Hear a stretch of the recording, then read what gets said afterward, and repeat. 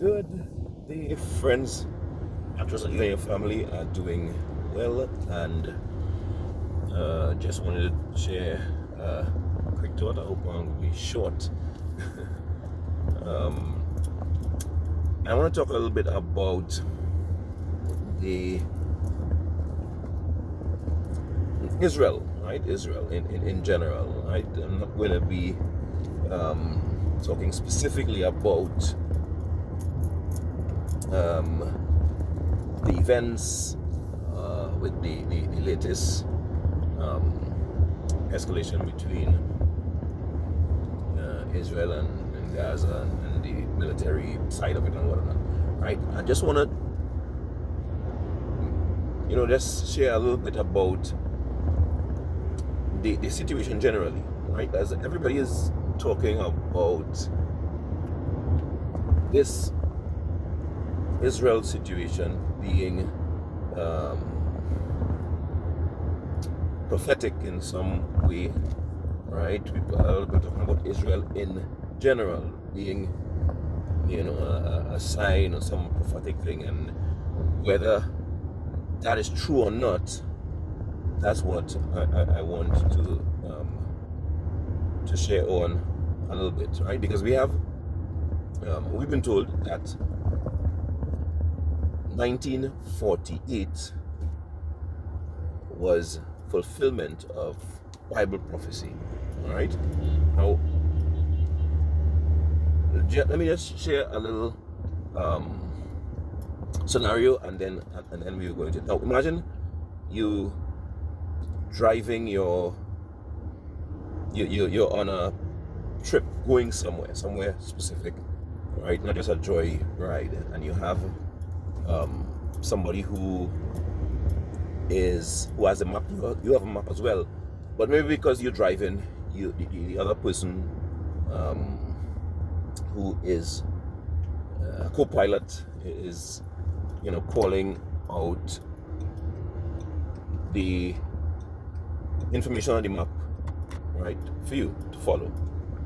So you're on a particular path, and they would say, well, okay, we're approaching a roundabout, so we'll approach a roundabout in a bit, right? And you drive up, and surely the roundabout is there.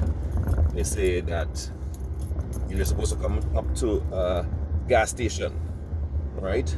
Supposed to be on your right hand side, right? We get up, and lo and behold, the gas station is not there, right? You continue to proceed, and they say, well, the road is supposed to veer left and then uphill, and lo and behold, the road veers right and goes downhill. All right, so but we're on the path, right? There's no turn offs or anything, so you continue.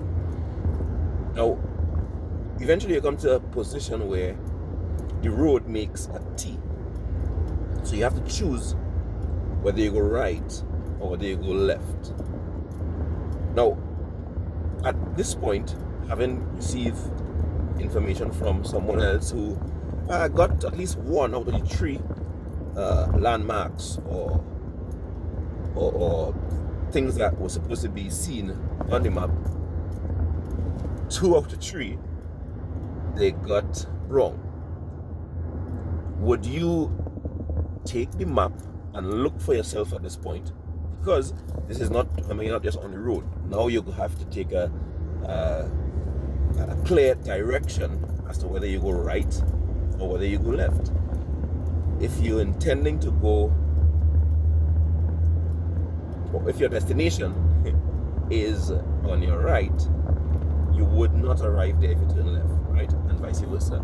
So this is the scenario we have, right? Somebody has told us something. That something being what happened in 1948 with the modern state of Israel is prophecy, right? Not just any prophecy. This is a prophecy of Israel returning to the land of their promise. Now, as I said, I don't want to be long. Have you checked that for yourself? Did you check that? Did you check the information that was given there? Or are you following what somebody said happened? Now, again, today I ain't come to give the answers, right? And I encourage people to look for themselves, because that's why we ended up in this position in the first place. Somebody said something and we believed it. We sound like how it sounded. We want it to be true, right? And we went with it. Now, there are a couple of things that we have to do if we are to vet for ourselves, which I will encourage people to do. What is the prophecy that was fulfilled in 1948? Right, so a biblical prophecy. You can choose any one which talks about the region of Israel, and there are many. All right, and then you have to match that prophecy to a specific event that happened. Now, when you begin doing that, looking at the event, because we do have a lot of information about the statehood of Israel, right? And again, it culminated in 1948, but it has been a very long process. One of the things that people who believe this say is that Israel became a nation in a day, right? Well, in that case, every nation became a nation in a day, right? The modern framework, right? In Trinidad and Tobago, you can call the dates whichever you want, independence or republic, right? A specific day. Okay, in one day, Trinidad became an independent nation. In another, we became a republic, right? And that would be the case for many nations, right? There's a nation who is very proud about theirs. They call about 1776, and that, for them, they try to tie that to prophecy as well. But anyhow, yeah, so get the prophecy, the specific prophecy, and that has to be linked to the specific event. And where Israel is concerned as a modern state, you will find that there is nothing. The events that took place is not what is described in Scripture.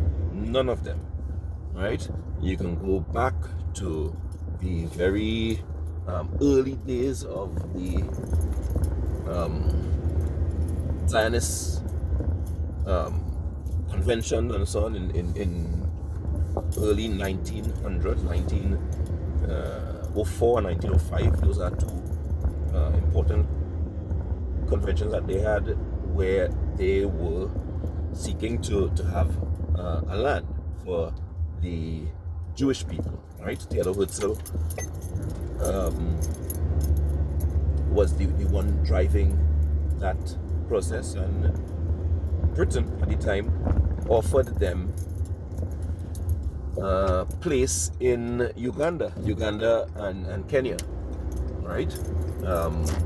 One parcel of land, actually it was larger than what they now are fighting for, right? And again, there are documents on this where you would be able to see what the mindset of the people who were putting that together was, right? Of course, you have the Sykes-Picot Agreement, right? Go look at it as well, right? Because there's information there that is relevant to that. You have the Balfour Declaration, right? And then, of course, you have the Peel Commission, right? Again, another document that has a lot of information that will clearly show this has nothing to do with, no biblical prophecy, at least not what we think it is, right? And I encourage people to do that. Right now we've been asked, pray for Israel. I have to pray for Israel apparently for some reason. I don't know why. But you've been told you have to, and if you don't do that, then something wrong with you, right? And it's ironic because the people who are pressing and telling everybody that they have to do this and that, there are things that the Bible clearly said we should do that they are not interested in doing. So again, we've been following. We have been made to believe some things, and it has been attached to our faith. And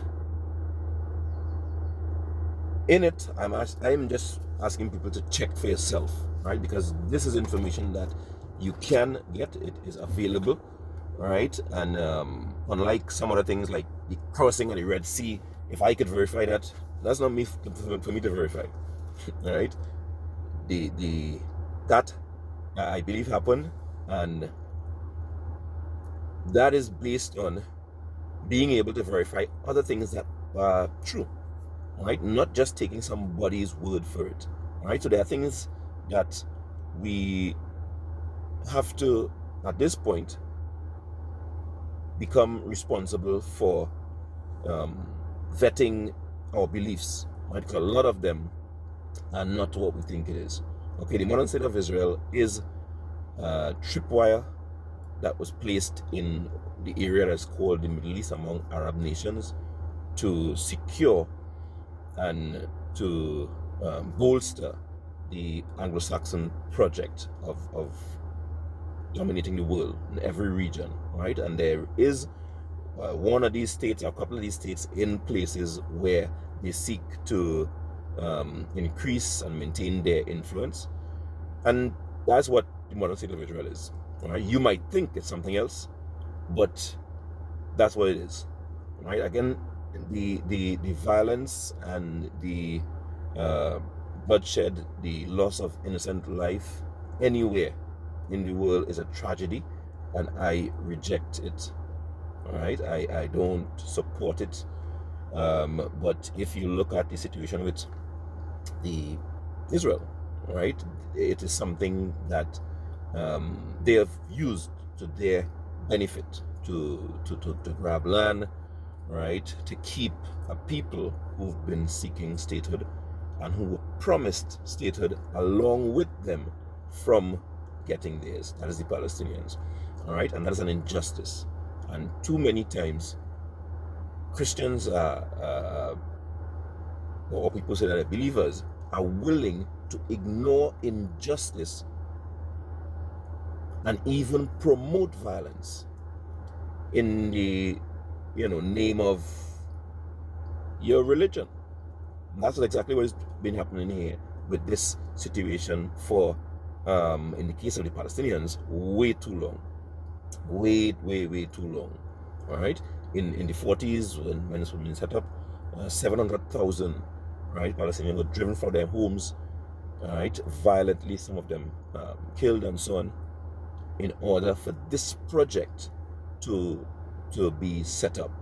All right, and again, the violence was never dialed down because the people, particularly in the Gaza situation, if you look at it, all right, it has been described as the largest outdoor prison, and it's an accurate description because the people are there in a cramped environment, right, totally under the control of a state outside of them, living within border walls since 2007.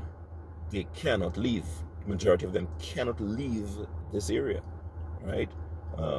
They need visas to go down into Egypt, and they also need special permission to go across into Israel, which blocks them in on 3 sides. The other side is, of course, the Mediterranean Sea. All right, so I mean, before we take actions and take positions that are really unjust and actually detrimental to people, a large group of people, I encourage you to check for yourself, right, and don't go along with religious persecution, right, in the sake of religion or something that is described as prophecy.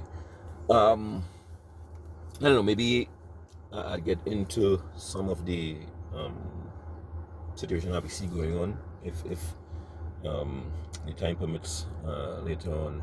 But yeah, family, think about it.